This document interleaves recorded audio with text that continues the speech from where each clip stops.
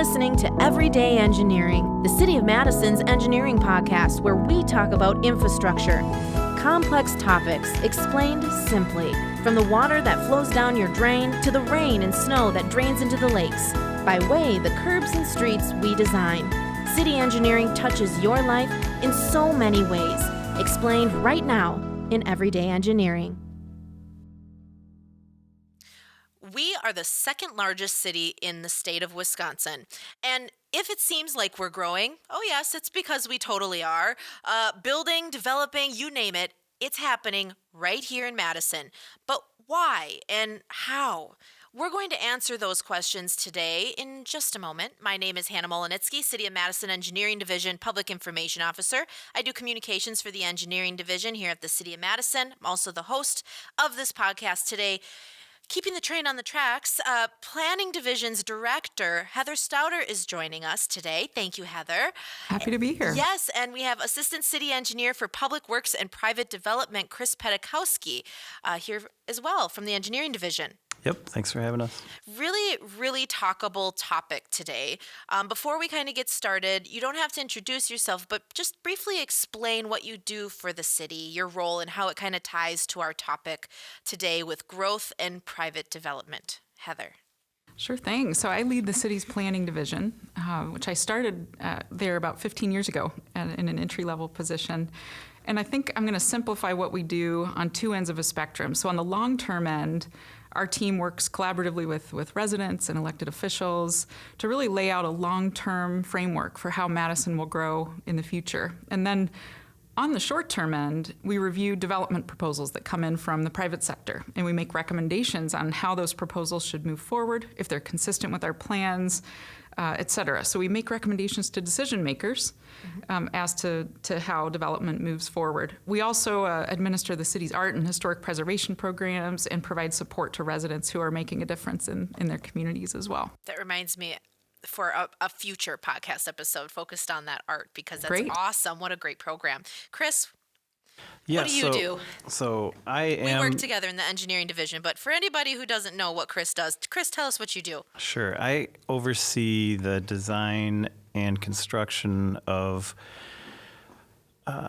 public works and private development, mainly focused on the streets, paths, and bridges. So if there's a city project to rebuild a street or a bridge or a bike path, or a private development project where they have to make changes to our city's right-of-way, I would oversee the design and then the construction of those activities. What did the makeup of our city look like, say, I don't know, 10 years ago? We've changed so much because that's why we're doing this episode, is the growth in private development. We've changed quite a bit on both planning and private development front. What are some of the biggest things you're noticing generally since then, or even further back? Sure. 10 years ago, we were still a growing Midwest city, had a great outlook with a lot of employment opportunities and growth, but we were also just emerging from a major recession like the rest of the country. And so that had really halted a lot of the development, particularly of housing. And so we still have a lot of catching up to do to make sure we have housing choices for our growing population.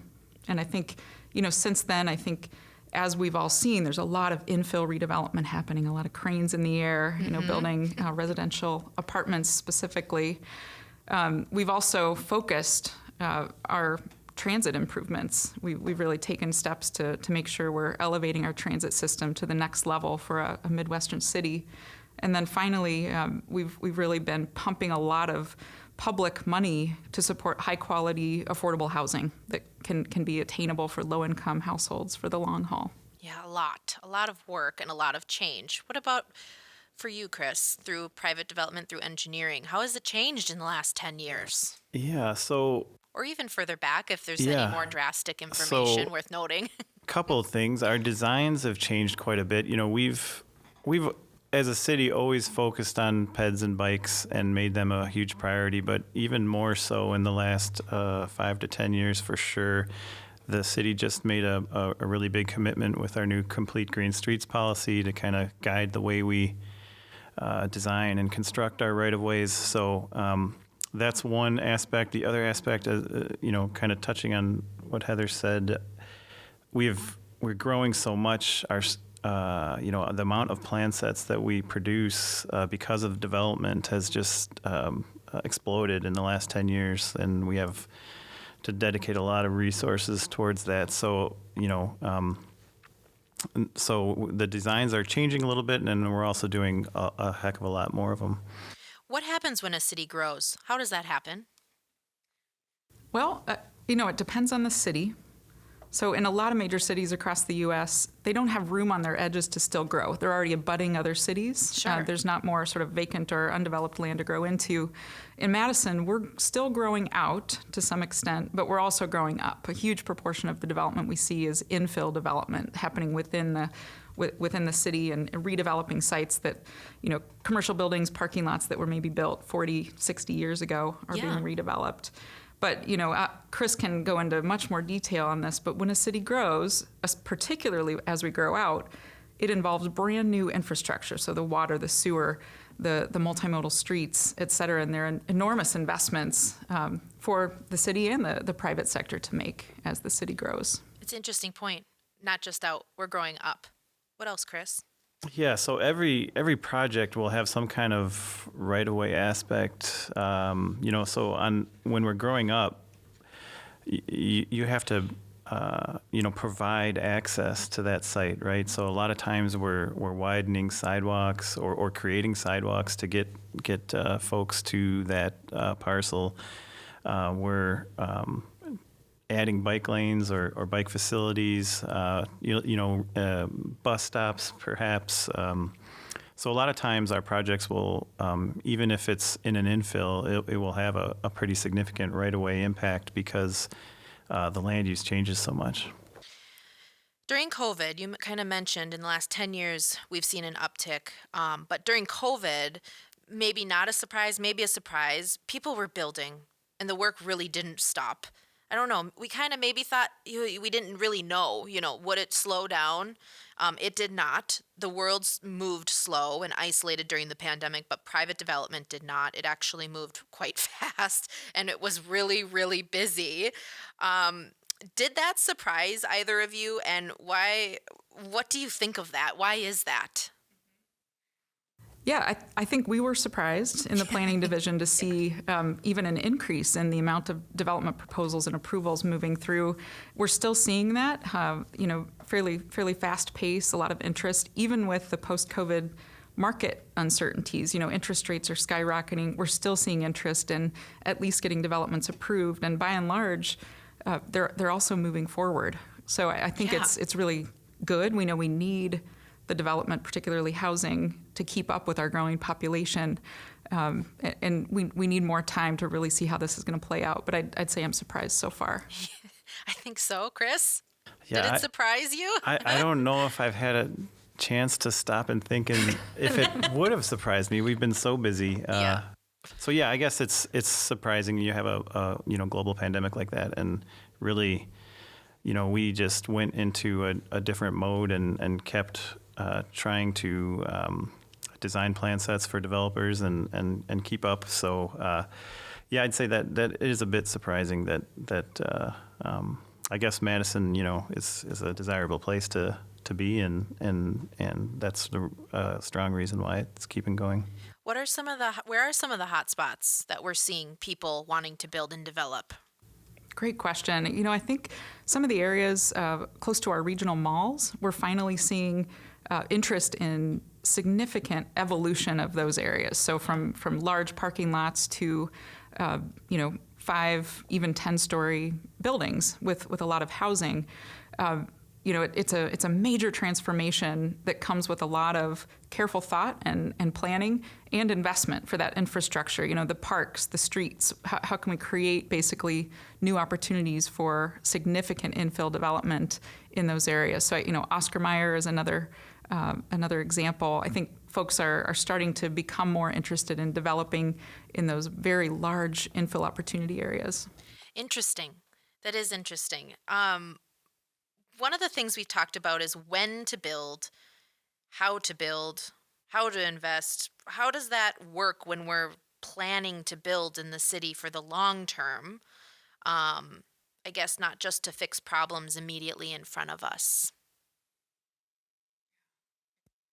That's a great question. I think planning and engineering need to continue to work together and kind of fine tune the city's take on that. But we want to make sure that we're not creating problems for the future. And so, engineering's doing a lot of work to better understand our stormwater capacity. Yes. And, anytime you're still building out as a city like Madison is, we want to get infrastructure right the first time so that we don't have to come back and surgically change it 10, 30 years later. We want to make sure those bones of the city can really support our long-term needs. And sometimes that means preserving our opportunities for future growth on the edge that might still be 20 or 50 years out in the future, but we don't want to waste land on our outskirts and get it wrong initially.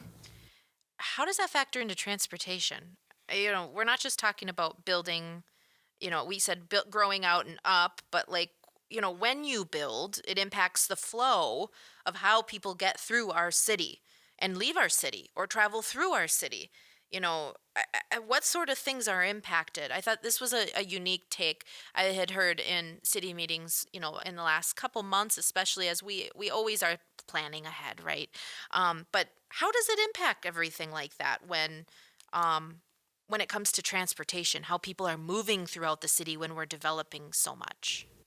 Yeah, transportation demand has been, been talked about in the last year in the city a lot with our TDM plan, and we're really looking into new developments, what kind of transportation they'll need, because we know we simply can't just widen streets throughout the isthmus and take care of these things. So, we have to look at different ways, like with transit and ped bike and routes. So we actually make we have the developers work with us on a transportation plan, so to speak, for each of the developments to make sure that we're growing in the right way and can handle the capacity that would be demanded by the new development. Maps. Planning has a lot of great maps. We have maps too, but planning's got really nice, comprehensive, pretty maps that really show the makeup of growth and different ideas. What are those? Where are those? Where can people find those? Yeah, great question. And why have those? I think one of the best resources we have is probably still our 2018 comprehensive plan, and that has a large series of maps. It's now 5 years old, but still really pertinent, kind of laying out that growth framework, the big picture growth framework for the city. I think it's a great resource on our website and can really help people to understand what the city's high priorities and strategies are to help accommodate the growth we're expecting. And now we're expecting about 100,000 new residents in the next 30 years. And so we're even growing faster than that comprehensive plan foresaw 5 years ago. And so, we need to keep it up, keep what we're doing, and keep on facilitating good growth for Madison residents. Wow. Anything else you both want to hit on? We had a really nice condensed conversation about something so important at the city. Any last words about growth or private development in the city? Chris, I'm going to give it to you first. Sure. Yeah. So I think, we'll continue to grow. We have some new policies for how we design and build our right-of-ways, and we'll be continuing to work with the developers to make sure that it works for both them and the city around us. And we're ready to keep going. Heather. Yeah, just looking at one of our biggest shared challenges of climate change, I think we need to continue to use land as efficiently as possible. And that often means greater densities, but it also means a more efficient use of that expensive urban infrastructure, the water, the sewer, the stormwater management, et cetera. And so we definitely foresee the need to keep on growing very thoughtfully and utilizing land, at a slow rate, which means, more people in Madison, but not necessarily taking up more land per person. So we need to keep growing, but grow really carefully and thoughtfully. Love that. What a great conversation. I'm sure it will continue. Other ideas down the road, but thank you, and here's to growing. Thank you for listening. As always, we are a resource for you every day in engineering. Check out our website, and thank you for listening.